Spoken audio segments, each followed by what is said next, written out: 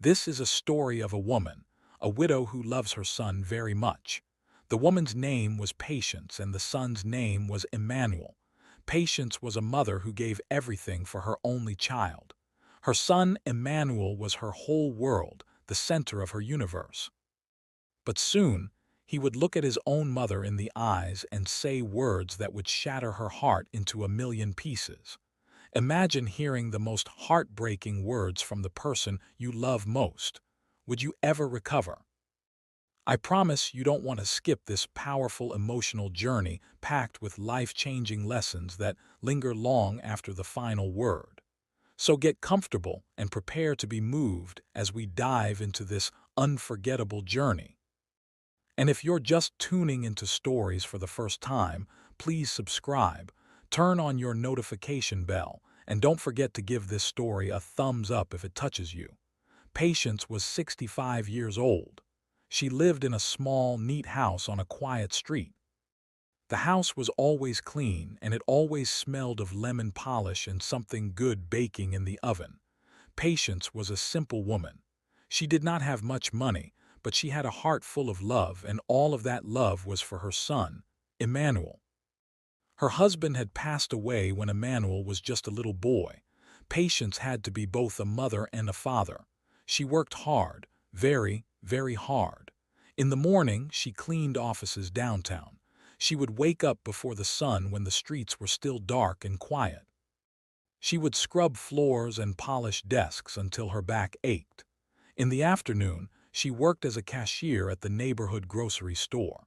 She would stand for hours smiling at customers, even when her feet were tired and swollen. Sometimes on the weekends, she would take on a third job, mending clothes for people in her community. Her hands showed her life story. They were not soft and smooth. They were rough with calluses on the palms and little nicks on the knuckles. Her face also showed her years of hard work. There were lines around her eyes from squinting in the early morning sun, and lines around her mouth from a lifetime of smiling through her struggles. Near her left eye, there was a small, pale scar, a faint line that most people didn't even notice. But to Patience, it was a reminder of a long-ago day filled with smoke and fear. Everything she did, every dollar she earned was for Emmanuel. She wanted him to have a better life than she did. She sent him to the best schools she could afford. She made sure he always had new clothes, even if her own coat was old and thin. When he wanted to join the school's basketball team, she worked extra shifts to buy him the best sneakers. When he wanted to go to college, she took out a loan, promising herself she would pay back every single penny just to see her son succeed. And he did succeed. Emmanuel grew up to be a handsome and smart young man. He went to a good university and got a job in a big company in the city. He wore expensive suits and drove a nice car. Patience was so proud of him. Her heart would swell with joy whenever he came to visit. She would cook all his favorite foods, fried chicken, macaroni and cheese, and her special sweet potato pie. They would sit at her small kitchen table and he would tell her about his work, and she would listen, her eyes shining with pride. One sunny Saturday afternoon, Emmanuel came to visit, but this time he was not alone. He brought a young woman with him. Her name was Tiffany. Tiffany was very beautiful, like a doll from a magazine. She wore a bright white dress and shiny gold jewelry. Her nails were long and perfectly painted. When she walked into Patience's small, simple house, she looked around as if she had never seen such a place before. "Mom," Emmanuel said, his voice full of excitement, "this is Tiffany, my fiancée. We are getting married." Patience's heart leaped with joy. A wedding. Her son was getting married. This was the day she had been dreaming of for so long. She felt tears well up in her eyes, happy tears. She rushed forward and hugged Emmanuel tightly. "Oh, my son, I am so happy for you, so happy." Then she turned to Tiffany and opened her arms for a hug. "Welcome to the family, my dear," she said, her voice warm and kind. Tiffany did not step forward. She gave a small, tight smile and allowed Patience to give her a quick, awkward hug.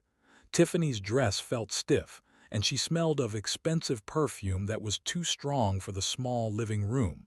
Patience didn't mind. She was too happy to notice. She pulled away, clapping her hands together. "Oh, we must celebrate. I will make a pot of tea and I have a cake I baked this morning." They all sat in the living room. Patience brought out the tea and cake on her best tray. She could not stop smiling. She asked them about their plans. When was the wedding? Where would it be? She was already imagining it. She would wear her blue lace dress, the one she had saved for a special occasion. She would sit in the front row crying happy tears as her wonderful son, got married. "It's going to be a very big wedding, Mom," Emmanuel said. "Tiffany's family. They are very wealthy, they have a lot of important friends." "Oh, that is wonderful, son," Patience said, beaming. "I can't wait to meet them." Tiffany took a small, delicate sip of her tea. She looked at Emmanuel, then she looked at Patience. Her eyes traveled from Patience's simple dress to her work-worn hands holding the teacup. She looked at Patience's kind, wrinkled face. There was a look in Tiffany's eyes that Patience did not understand. It was cold. Emmanuel cleared his throat. He looked nervous. He kept looking at Tiffany and then back at his mother. The happy energy in the room started to fade. It was replaced by a strange silence. "Mom," Emmanuel began, his voice much quieter now, "we need to talk to you about something." "About the wedding?" "Yes, my son. What is it?" Patience asked, her smile starting to feel a little stiff. Emmanuel fidgeted with his car keys on the coffee table. He would not look at her. "Well, Tiffany and we've been talking and we think it might be better if he stopped." He couldn't seem to say the words. Tiffany placed her hand on his arm. She gave him a little nod as if encouraging him. Then she looked at Patience and her smile was gone. "What we mean," Tiffany said, her voice sharp and clear, "is that this is a very high-profile event. The guest list is full of important people. Appearances are very important to my family and to us." Patience looked from Tiffany to her son. She was confused. "I don't understand. What do you mean?" Emmanuel finally looked up. His eyes were full of something Patience had never seen before, shame. But it was not shame for himself. It was shame for her. "Mom," he said, the words coming out in a rush, "we don't want you to come to the wedding." The air in the room stood still. The sound of the ticking clock on the wall suddenly seemed very loud. Patience felt as if all the air had been punched out of her lungs. "What? What did you say, Emmanuel? Not come to my own son's wedding? Why?" Emmanuel's face turned red. He looked down at the floor. "Mom, please don't make this difficult. It's just look at you, look at me," Patience whispered, her voice trembling. Your face," he stammered. "And your hands, you look so old and tired. My friends, Tiffany's family, they won't understand. You would be an embarrassment," Tiffany added, her voice like ice. "We want everything to be perfect. Your presence would just be out of place." The words hit Patience like stones. An embarrassment, out of place. Her son, her Emmanuel, the baby she had held in her arms. The boy she had worked her fingers to the bone for was telling her she was too ugly for his wedding. He was ashamed of the very hands that had fed him, the very face that had smiled at him every day of his life. She did not cry. She did not shout. A strange calm washed over her, a deep, cold quiet in her heart. She looked at her son, really looked at him. She saw the expensive suit, the shiny watch, the confident man she had helped create, but she no longer saw the little boy she loved. She saw a stranger. She slowly stood up. Her movements were steady. She looked at Emmanuel and then at Tiffany. She did not say a word. She simply nodded. It was a slow, deliberate nod. "Okay," she said. Her voice was flat without any emotion. "Okay, Emmanuel." Emmanuel looked relieved. He quickly stood up. "Thank you for understanding, Mom. It's for the best. We'll send you pictures. Lots of pictures." He and Tiffany walked to the door, eager to leave. They left the half-eaten cake and the full teacups on the table. As they walked out, neither of them looked back. Patience stood alone in her quiet living room. She walked to the small mirror hanging on the wall. She looked at her reflection. She saw the lines. She saw the tired eyes. She saw the rough hand she held up to her face, and she saw the small, pale scar near her eye. As she traced the scar with her finger, a memory from long ago flickered in her mind. A memory of smoke so thick it was hard to breathe. The sound of a fire crackling and a little boy crying in fear.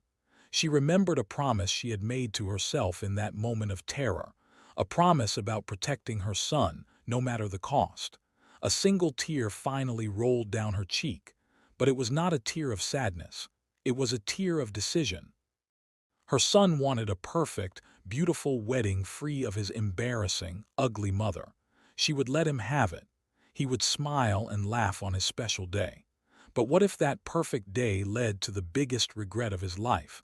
Stay tuned to find out how it all unfolds. But she knew something he did not. He would soon learn that a mother's sacrifice and a mother's pain came with a price he never ever imagined he would have to pay. The front door clicked shut, leaving a silence in the house that was heavier than any sound. Patience stood in the middle of her living room for a long time. The half-eaten cake and the fancy teacups sat on the table, a sad monument to a celebration that had died. She did not cry anymore. The single tear had been enough. Now her heart was filled with a quiet, solid resolve, like a stone settling at the bottom of a still lake. She walked slowly through her home. It was a house built on sacrifice. She looked at the sturdy sofa. She had worked 3 weeks of overtime at the grocery store to buy it, so Emmanuel would have a comfortable place to sit when he visited. She touched the frame of his graduation picture on the wall. The price of that frame had been her lunch money for a month. She had eaten nothing but crackers and water so she could buy it for him. Every object, every corner held a memory of her love and her labor. Now they felt like relics of a life that was over. He was ashamed of her. He had looked at the face of his mother and seen only ugliness. The next morning was Monday. Patience woke up even earlier than usual. She did not put on her cleaning uniform or her cashier's vest. Instead, she went to the old wooden wardrobe in her bedroom and took out her Sunday best. It was a simple but elegant navy blue dress, the one she wore to church.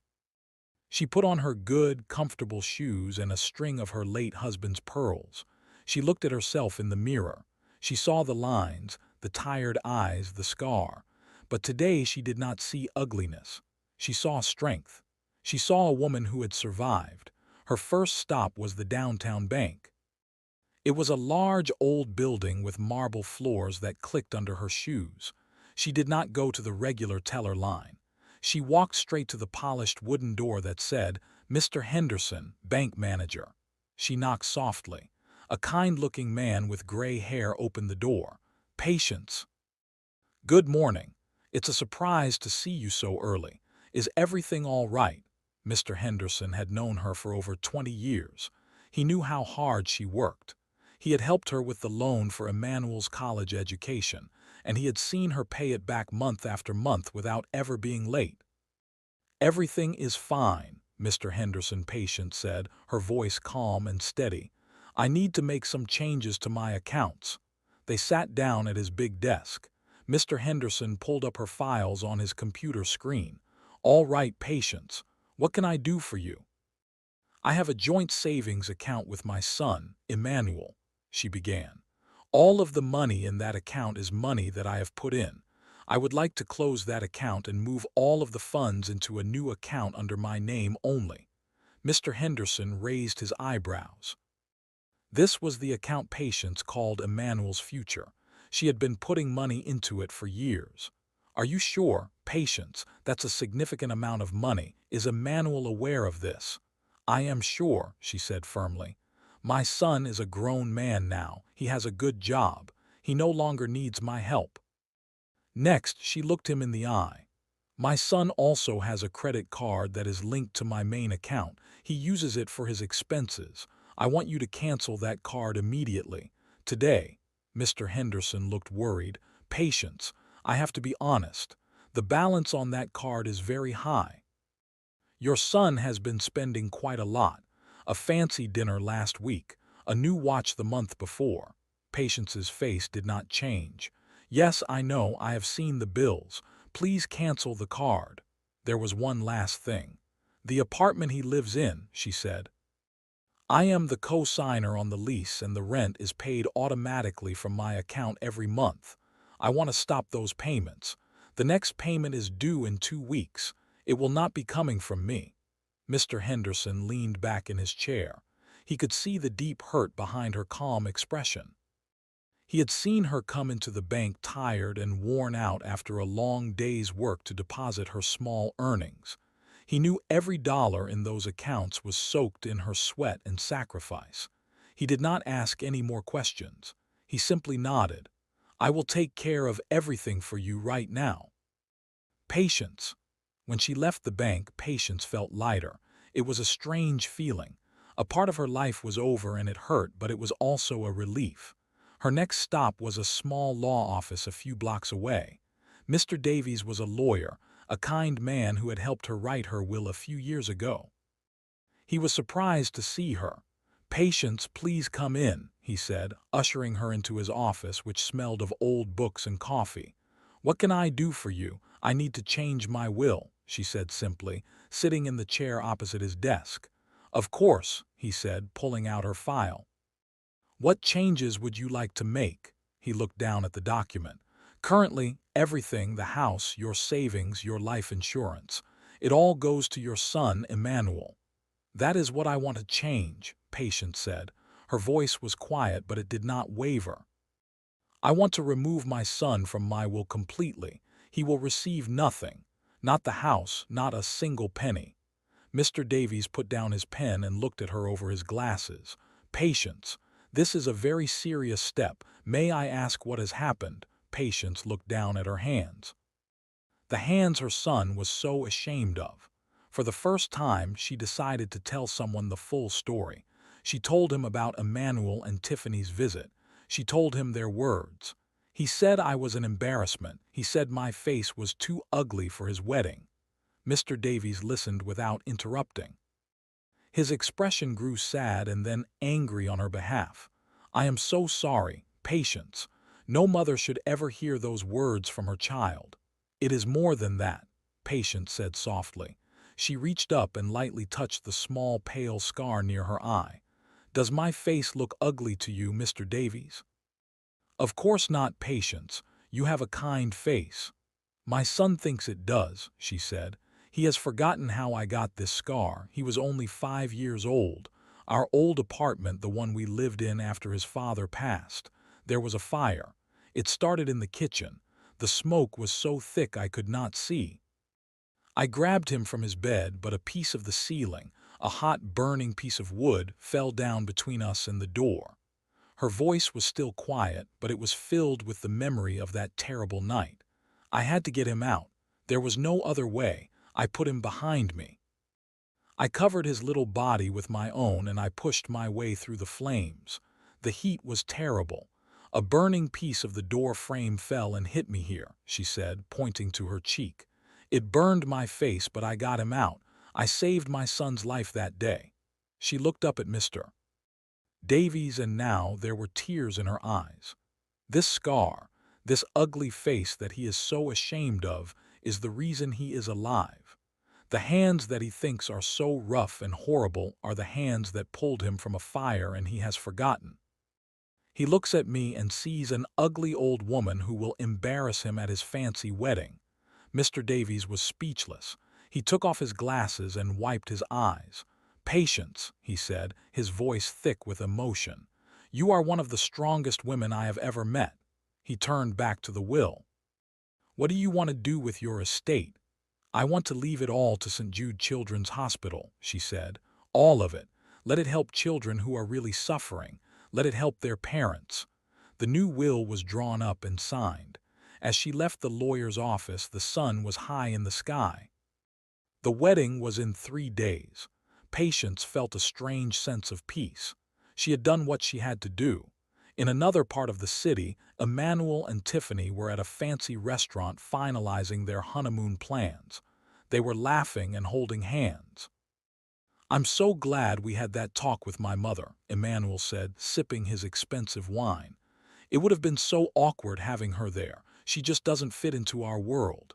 "You did the right thing, honey," Tiffany said, admiring her large diamond ring. "It's our day. It should be perfect."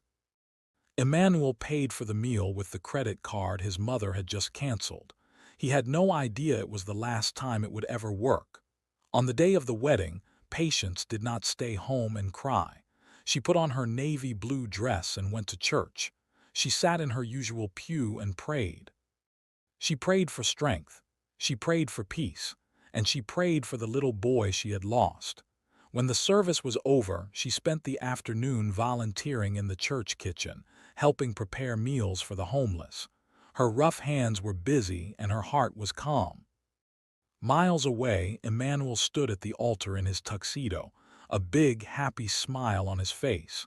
Tiffany walked down the aisle looking like a princess. It was a beautiful, expensive wedding. Everyone was beautiful. Everything was perfect, just as he wanted. He smiled for the cameras, surrounded by his new important family.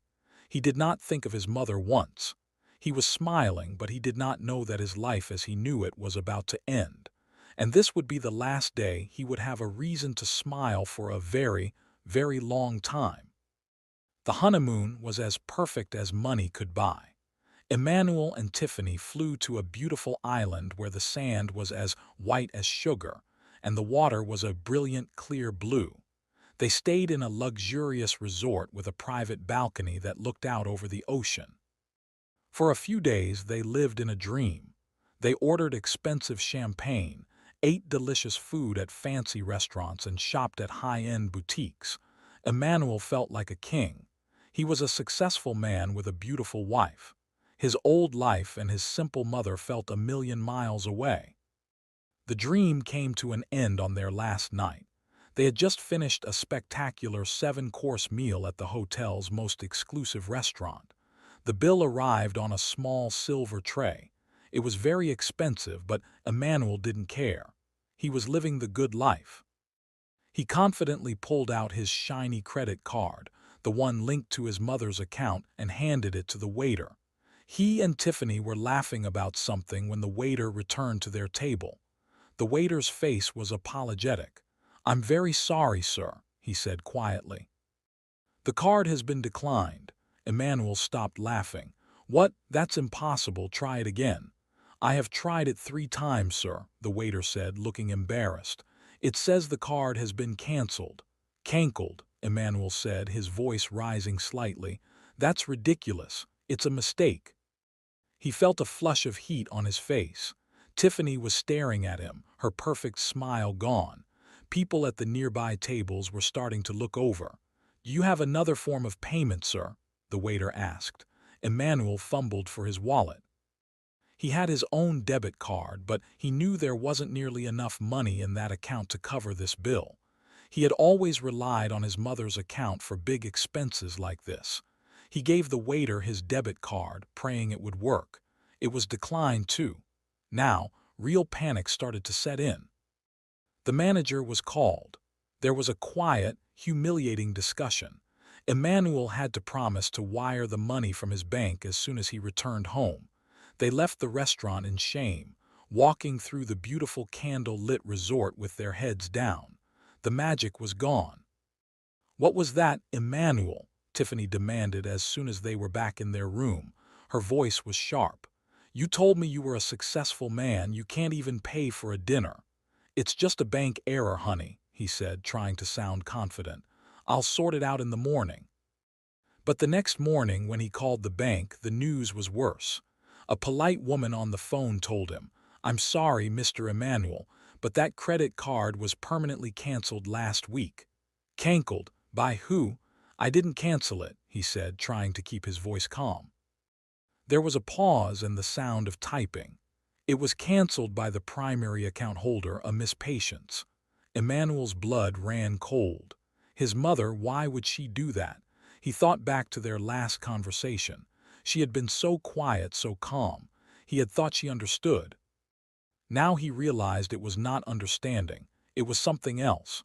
Something he could not name. A cold fury began to build inside him. How dare she?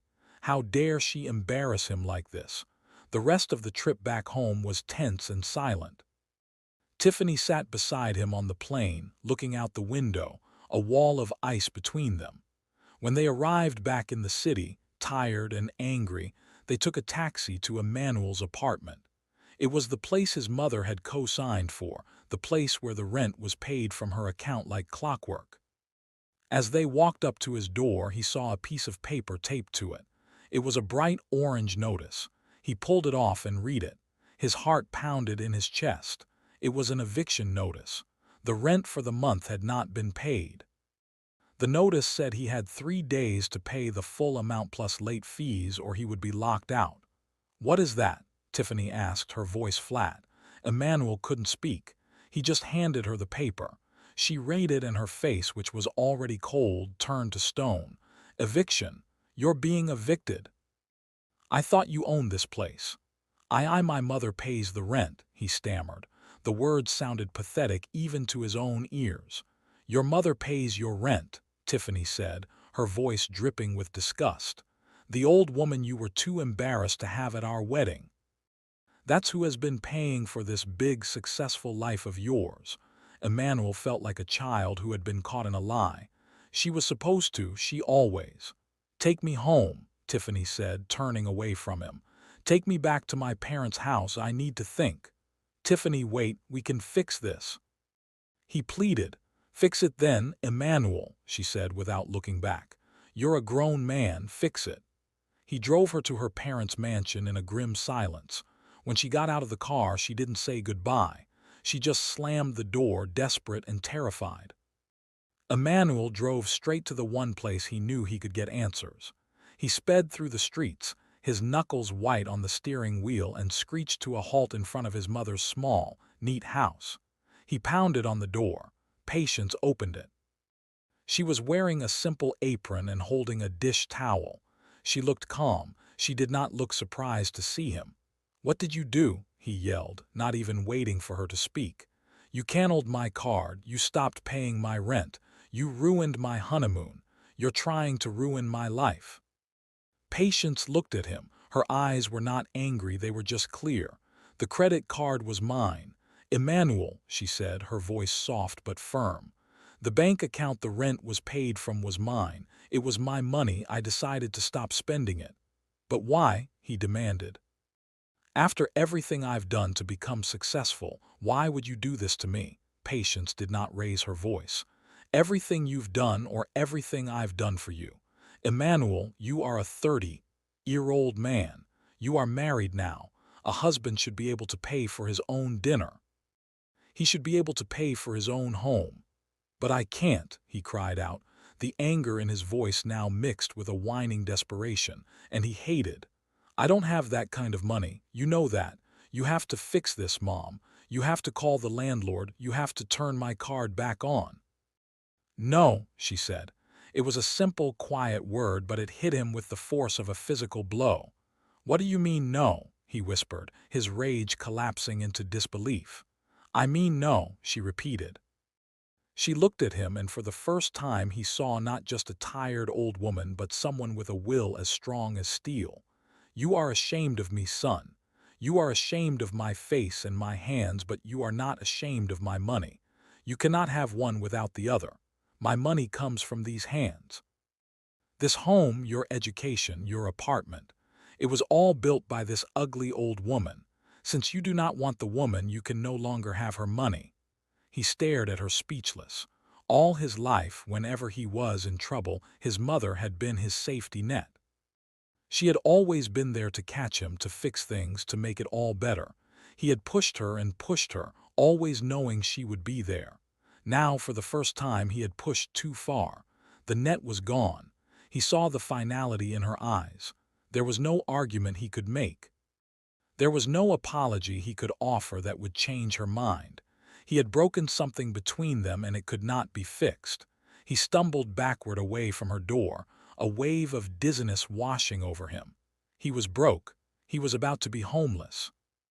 And his new beautiful wife thought he was a fraud. He looked at his mother standing in the doorway of the small house that was paid for, a queen in her own small kingdom, and he realized with a terrifying clarity that she held all the power. He had nothing. His perfect life had been a house of cards, and she had just pulled out the bottom one. The days that followed were a blur of humiliation for Emmanuel. The eviction notice on his door was not a threat. It was a promise. On the third day, as he was frantically trying to pack his expensive clothes and gadgets into boxes, the building manager arrived with a locksmith. Emmanuel was forced to leave his apartment, his possessions piled on the sidewalk like a monument to his failure. People walked by, staring at the man in the designer suit, standing next to a mountain of belongings with nowhere to go. His first call was to Tiffany. He pleaded with her, his voice cracking. "Please, Tiffany, let me come stay with you and your parents for a little while, just until I get back on my feet." Her reply was cold and final. "My parents were not impressed with what happened on our honeymoon, Emmanuel, and they are certainly not impressed that you've been evicted. My father said, and I quote, 'I will not have a man who lives off his mother's charity sleeping under my roof. I think it's best if we don't see each other for a while.'" She hung up. A few days later, a letter from her lawyer arrived at his office. She was filing for an annulment. Their perfect marriage had lasted less than 2 weeks. He tried to get a loan from the bank, but without his mother's financial history to back him up. His own income was not enough to secure the amount he needed. He was rejected. His co-workers, who he had always tried to impress with his expensive lunches and stories of his success, now looked at him with a mixture of pity and scorn. The news of his sudden downfall spread through the office like a bad smell. He was no longer the confident rising star. He was a joke. Swallowing his pride, he called his friends, the ones who had clapped him on the back at his wedding. One by one, they made excuses. "Sorry, man. My spare room is full. Now's not a good time. I've got family visiting. You should have thought about that before you treated your mother that way." The story of why he was in this mess had traveled faster than he had.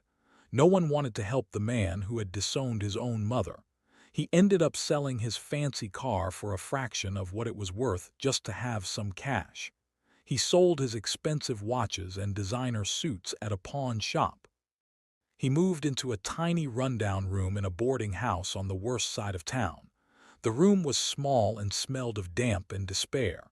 At night, he could hear sirens and shouting from the street below.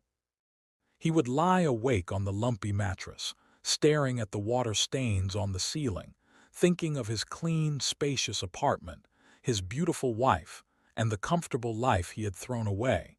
He had to take on a second job, washing dishes at a diner late at night just to make enough money to eat.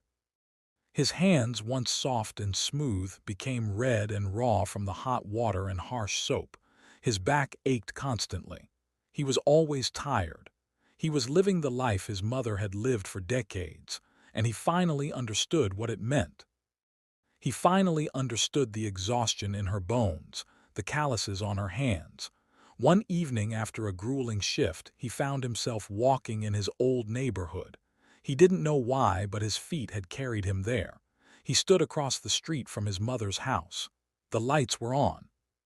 Through the window, he could see her sitting in her armchair reading a book. The house looked warm and safe, an island of peace in a world that had become a nightmare for him. A deep, aching regret filled his heart. It was a pain far worse than being broke or homeless. It was the pain of knowing he had wounded the one person in the world who had ever truly loved him. He thought of her face, the face he had called ugly. He remembered the story of the fire, a story she had told him when he was a little boy, a story he had completely forgotten. He remembered tracing the scar on her cheek with his little finger and telling her she was his hero. How had he become this person, this cruel, ungrateful stranger? Tears streamed down his face. Not tears of self-pity, but tears of profound shame. He wanted to run across the street to fall on his knees and beg for her forgiveness, but he couldn't. What could he possibly say? What apology could ever be enough? He knew he didn't deserve her forgiveness. He had to earn it. He turned and walked away. The next day, he quit his high-paying office job. He knew he couldn't stand being in that place, pretending to be someone he wasn't. He got a job with a construction crew doing hard physical labor. It was back-breaking work, but it was honest. Every dollar he earned felt real. He saved every penny he could. He lived in his tiny room, ate cheap food, and worked. Months went by. He paid back the restaurant from his honeymoon. He slowly started to rebuild his life. Not the fancy life he had before, but a real one that was entirely his own. One Saturday afternoon, almost a year after the wedding, he walked to his mother's house again. He was not wearing a suit. He was wearing simple, clean work clothes. His hands were calloused now, like hers. He was thinner, and there were new lines of exhaustion on his face, but his eyes were clear. He knocked on the door. Patience opened it. She saw her son, and for a moment she didn't recognize him. He looked so different. He looked humbled. He looked tired. He looked like a man who had finally grown up. He didn't make excuses. He didn't ask for anything. He just looked at her, his eyes full of sorrow. "Mom," he said, his voice quiet and hoarse, "I am so sorry for everything. The words I said to you, they were cruel and unforgivable. I was a fool. I was a bad son. You are not ugly. Mom, you are the most beautiful person I have ever known. That scar, it's not a flaw. It's a medal of honor that you earned saving my life. I never forgot the story of the fire. I chose to ignore it, and I am so sorry." He reached into his pocket and pulled out a small, wrinkled envelope. "This isn't much," he said, holding it out to her. "But it's a start. It's the first payment to you for everything you ever gave me. I am going to pay you back, Mom, all of it, even if it takes me the rest of my life." Patience looked at her son. She saw the genuine remorse in his eyes. She saw the rough hands that had been working hard. She saw that the selfish, arrogant boy was gone, and in his place was a man who understood the meaning of sacrifice. She didn't take the envelope. Instead, she slowly opened her arms. Tears welled up in Emmanuel's eyes as he stepped forward and hugged his mother. He buried his face in her shoulder and sobbed, letting go of all the pain and shame of the past year. She held him tightly, just as she had when he was a little boy, her hand stroking his back. "It's okay, my son," she whispered, her own tears falling onto his hair. "It's okay. Welcome home." Her son had broken her heart, but in the end he had also found his own. And for Patience, a mother's love was a treasure that could never be canceled or taken away. It was an inheritance of the heart, and her son at long last was finally ready to receive it. Dear viewers, this story teaches us a powerful lesson about gratitude and humility. The very things Emmanuel was ashamed of, his mother's old face and her rough hands, were the symbols of the sacrifices she made to give him a good life. He had to lose all the material things he cared about to finally understand that the greatest inheritance he ever received was not his mother's money, but her unconditional love. We must never forget where we come from. And we must never be ashamed of the hands that fed us and the love that raised us. Now we ask you, do you think Patience did the right thing? Was cutting her son off the only way for him to learn his lesson, or was it too harsh? Let us know your thoughts in the comments below. If this story touched your heart, please show your support by giving it a thumbs up, sharing it with someone who needs to hear it, and subscribing to Stories. Make sure to click the notification bell so you'll be the first to know when we upload a new story. At Stories, we love you.